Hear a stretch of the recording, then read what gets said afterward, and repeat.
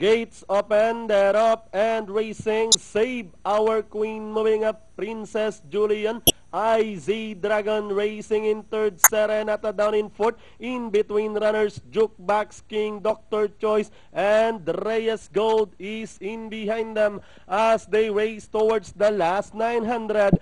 We have entry number 2, Princess Julian in command, followed by Save Our Queen, Jukebox King, Serenata now down in fourth, followed by IZ Dragon, Reyes Gold, and Dr. Choice now bringing up the rear as they race at the last 600. It's still Princess Julian by about 2 lengths.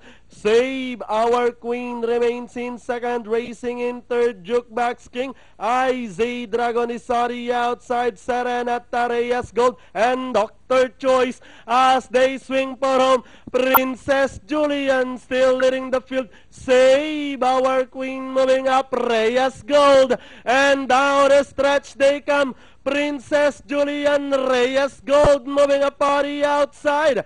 We have Princess Julian. Reyes Gold moves up to take the lead. It's now Reyes Gold by about 3 lengths. Dr. Choice in second, IZ Dragon, and finally Reyes Gold, Dr. Choice, IZ Dragon. Then comes number 6, Jukebox King, Save Our Queen, Serenata, and Princess Julian.